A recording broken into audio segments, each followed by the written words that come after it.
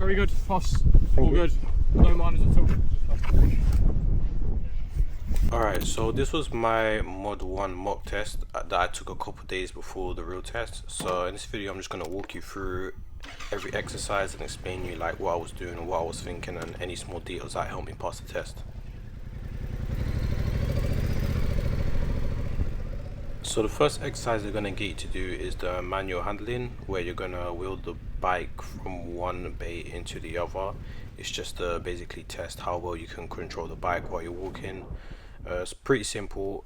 One piece of advice I say is not to rush it. Take your time, you know, check your left and right before moving off and just slowly wheel the bike. There's no extra points for being fast, so just take your time, especially as like these bikes are really heavy. They just want to know how well you can handle the bike. There's no rush, like I said, just simple exercise. The easiest way I would say to do it is to just do a reverse U-turn. I've seen other ways, but I feel like you shouldn't make it hard for yourself. Just a simple reverse U-turn and then you want to get back on the bike. So the next part of the test is the slalom and the figure of 8, where you go in and between the cones. The best way that I found to do this is just to make sure you keep constant throttle, and if you feel like you're going too fast, just use the clutch and the rear brake. I feel like if you come off the throttle, this is where you're going to end up probably stalling or putting your foot down because the bike has no drive. And as long as the bike is always moving, you're not going to fall. So that's what I'd say, keep the throttle constant, and if you feel like you're going a bit too fast or a bit too wide, just use the rear brake or the clutch in and out to control your speed. One thing, also make sure that while you're going through the figure of 8, you keep your eyes on the cones, because your bike is always going to follow where your eyes look. Just make sure you're always looking at the cones. As you can see, every time I turn, I look at the right cone, and when I go through, I look at the other cone. After that, they're going to get you to do a slow ride exercise. Essentially, it's just test to see your ability to ride in slow moving traffic. Again, it's the same as the figure of 8. You want to keep constant throttle, and if you feel like you're going too fast, you want to use a lot of rear brake and the clutch here.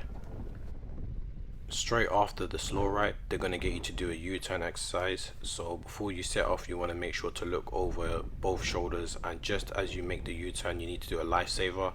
This is actually a serious fault if you don't do the lifesaver, and you'll fail the whole test. So make sure you look over your shoulder and you go in between the lines. After the U-turn, you've got your controlled stop. As you can see from like the area, this is not the actual like circuit you'd follow in the test. This is just because that's the area they had in the place I was training. It's actually going to be different, but yeah, just keep that in mind. But here you're just going to want to go through, I think it's a minimum of 20 to 30 miles an hour, and you're just going to roll off the throttle and smooth on the brakes and stop your front wheel in the middle of the blue cones. Simple as that.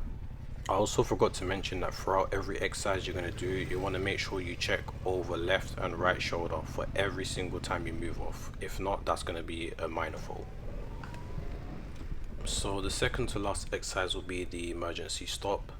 For this exercise, you need to do a minimum of 32 miles an hour, and you have to stop as quickly as possible once the examiner puts his hand up. For this exercise, you want to roll off the throttle, apply the front and rear brake simultaneously, and as you continue braking, you want to continue squeezing the front brake, and at the last moment you pull the clutch in. It doesn't matter if you stall, it's not any minor faults, they just want to see your ability to stop as quickly as possible. So make sure you pull the clutch in at the last moment and use more of the front brake than the rear to avoid it locking up. Alright, so on to the final part of the test is the hazard avoidance. This is where you're going to swerve past the cones. Again, like the last one, this is going to be a minimum of 32 miles an hour, and essentially what you want to do is, as you pass the speed trap, you want to come off the throttle, and as you pass the second set of cones, you really want to start your swerve and look to the far right cone where you want to swerve, because if you look into the cone that you're trying to avoid, you're most likely going to hit it. But yeah, that's the end of the test. I hope I could have helped you with your Mod 1 training. I actually passed the real test a couple days after this, so every tip that I said and used actually was very beneficial in the actual test. But yeah, that's the end of the video. I'll catch you in the next one.